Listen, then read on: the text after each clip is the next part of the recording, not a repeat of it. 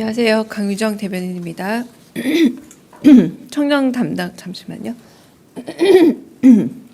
청년 담당관 채용 계획에 대해서 브리핑하겠습니다. 강유정 대변인입니다. 오늘 오전 대통령실은 국가공무원 채용 시스템을 통해 새롭게 설치한 청년 담당관 채용 계획을 공고했습니다. 선발된 청년 담당관들은 국민통합비서관실에서 일하며 청년 정책 수립, 제도 개선, 청년 참여 플랫폼 운영 등 청년들의 삶을 실질적으로 개선하기 위한 업무들을 맡을 예정입니다. 아울러 이번 청년 담당관 채용은 폭넓은 인재 등용을 위해 공정 채용 방식으로 진행될 예정입니다. 이에 따라 지원자들은 채용 과정에서 나이 확인을 위한 기본 증명서를 제외하고는 학력, 경력, 가족관계 등에 대한 어떠한 자료 제출도 없이 오로지 자신의 포부와 계획을 담은 청년 정책 제안서와 이를 바탕으로 한 발표와 면접만으로 심사받게 됩니다. 청년 담당관 채용의 구체적인 계획과 내용, 요건 등은 국가공무원 채용 시스템을 통해 확인할 수 있으므로 많은 관심과 지원 부탁드립니다. 정부는 이번 채용을 계기로 공공 분야에서 공정 채용 방식을 향후 청년 인턴 채용 등에서도 적용하고자 합니다. 이상입니다.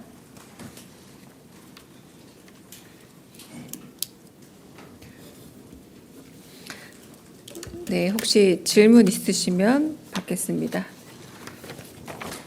네.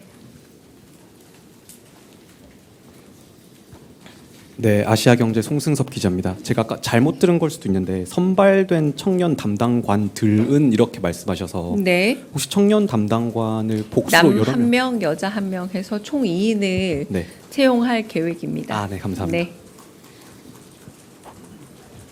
다른 네.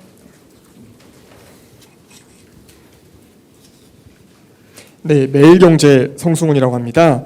혹시 그 공개 채용 방식으로 하는 거는 청년 담당관 외에 대통령실에서 다른 직제도 좀 검토하고 계시는지 궁금합니다. 네, 이 부분에 대해서는 향후에 이제 공공 부문의 청년 인턴 혹은 이렇게 뽑을 때 적용할 수 있고요. 그러니까 중앙부처에서 일하는 청년 인턴 내지는 공공기관에서 일하는 청년 인턴 등을 좀 대상으로 추진할 계획은 있습니다. 네, 그래서 그 채용 인원이나 이런 것들을 고려했을 때 뭐 제안서 작성, 발표, 면접 절차는 지금 저희는 있고요. 대통령실 청년에 대해서는. 그런데 앞으로는 이 부분에 대해서 이제 관계 부처와 협의해서 양식은 좀 달라질 수 있다는 점 말씀드립니다. 네. 다른 질문도 가능하십니다. 네. 네, 저 한국일보 오태경입니다. 네. 그 앞서 대통령께서는 경기지사 때도 청년 비서관을 블라인드 채용으로 공개 모집했던 이력이 있는데, 그래서 이번 인선 이렇게 방식을 진행하는데도 대통령의 뜻이 많이 담겨 있을 것으로 보이는데, 그 대통령의 위중에 대해서 조금 설명 부탁드리겠습니다. 네, 맞습니다. 지금 2019년 경기도 청년비서관 채용 방식과 유사하다고 보시면 될 것 같고요. 당시 합격한 청년비서관이 현재 인천 서구병 국회의원 모경정 의원이기도 하시죠.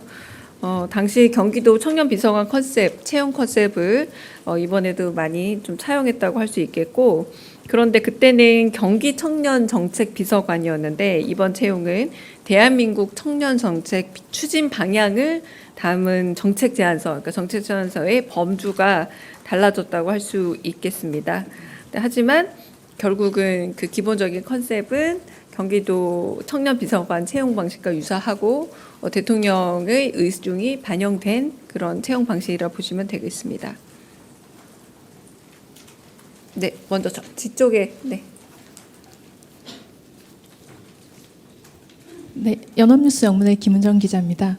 이번 정부에서 외교안보 특보 자리가 축소 조정되거나 폐지될 것을 검토하고 또 직제 개편안을 준비하고 있다는 보도가 나왔는데 확인 부탁드립니다. 네, 직제 개편 관련돼서는 지금 현재로서는 제가 좀 확인 중인 상황입니다. 정책 쪽에 확인해서 최종적으로 확인되면 좀 더 구체적인 말씀을 드리겠고요. 대통령실 조직 개편안과 또 유사하게 국정기획위가 정부 조직 개편안을 이제 대통령실에 전달했냐는 질문이 많아서 좀 연관해서 얘기를 드리면 7월 3일에 국정기획위원회로부터 정부 조직 개편안을 제안받기는 했고 마찬가지로 현재 내부 검토 중이며 정부 조직 개편과 관련해서 아직까지 결정된 바가 없습니다. 이는 대통령실 조직 개편안 역시도 아직 안이 구체적으로 정해진 바가 없기 때문에 결정되는 대로 구체적인 그림이 나오는 대로 브리핑이라던가 다른 방식으로 전달해 드리도록 하겠습니다. 네. 네, 채널A 홍지은입니다. 안보 현안인데 트럼프 네. 대통령이 이제 9일까지 무역 협상을 이제 마무리 짓겠다고 하는데 현재 방미 중인 위성락 실장한테 좀 들리는 좀 진전된 내용이 있을지 궁금하고요. 그다음 대통령께서 좀 위성락 실장한테 좀 특별히 당부한 게 있으실지도 궁금합니다. 네, 도착한 지 얼마 안 돼서 아마 만남이나 혹은 면담을 추진 중인 것으로 이제 이루어진다고 해도 저희가 정확한 정보를 지금 알기는 어렵습니다. 출발하기 전에 안보실장께서도 다녀온 후 사후 브리핑을 예고한 이유는 아마 과정을 다 겪고 그 다음에 진척된 내용이나 혹은 정리된 내용이 있으면 도착 이후에 언론인들에게 브리핑을 통해 전달할 예정일 듯 하고요. 관세 협상을 비롯해서 한미 정상 외교 면담 혹은 회담을 포함한 다양한 분야에 대한 그 의견 교류와 그리고 조율이 있을 것으로 예상되고 추진 중인 것으로 알고 있습니다. 네, 네, 저희 먼저 들을게요. 네, 최민식 기자님, 네, 네. 저 TV조선의 최민식입니다. 네. 오늘 과방위에서 방송법 통과가 유력해 보이는데 사실 어제 기사도 나왔었어요. 거기에 대통령의 쿼트가 나오기도 했거든요. 관련해서 대통령실의 입장이 어떤지 좀 더 구체적으로는 이 방송법이 속도를 내고 있는 것에 대한 대통령의 생각은 어떤지 좀 궁금합니다.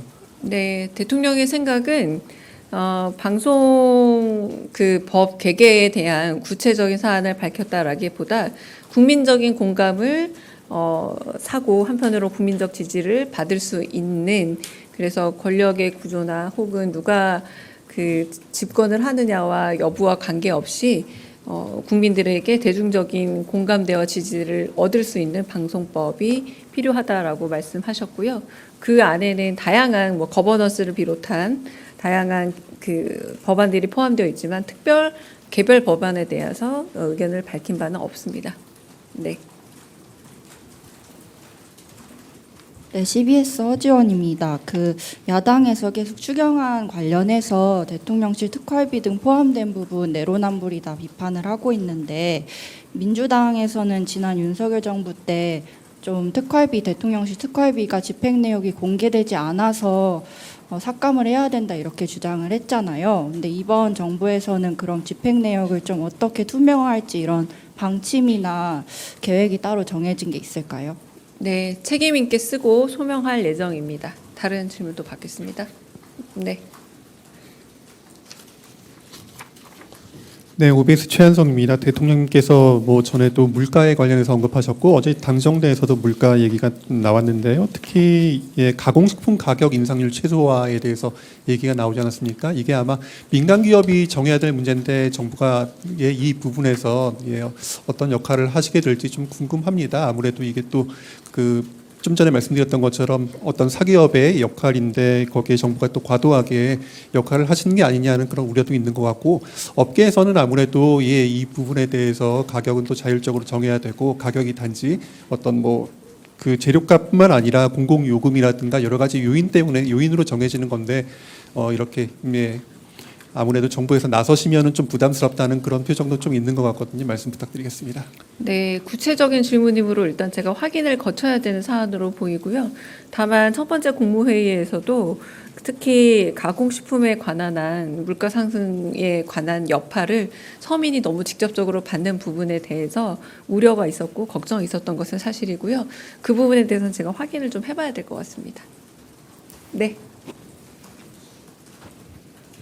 네, 서울경제 송종우 기자입니다.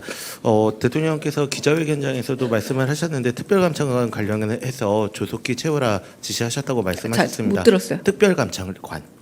특별감찰관. 제가 발음이 네네, 좀 그렇습니다. 죄송합니다. 네, 발음이 아주 못 알아들었습니다. 특별감찰관 진행 네. 현황 어떻게 되고 네. 있는지 궁금합니다. 네, 아직 국회에 요청하지 않은 것으로 최근 아침에 확인됐고요. 네, 그래서 아직은 국회에 요청하지 않은 상태입니다. 질문 또 있으실까요? 네. 네, 한겨레 신영철입니다. 네. 한일국교 60년 축사에서 네. 과거사 있었다가 빠졌다는 보도 있었는데요. 좀 구체적으로 설명해 주실 내용이 있는지 궁금합니다. 네, 그분도 확인은 필요하지만 대통령의 평소 생각과 말씀 그리고 일본 총리와 정상외교 자리에서 만났을 때도 늘 하시는 말씀이 과거사가 중요하긴 하지만 현재 굉장히 복잡다단한 국제 관계 속에서 한국과 일본의 현재 그리고 미래의 방향 그리고 상호적인 일종의 호혜적 관계 속에서의 대응이 매우 중요하다는 말씀을 자주 하셨습니다. 이 정도로 가름하겠습니다. 네. 다른 질문 또 있으실까요? 없으면 오늘 여기서 마치겠습니다.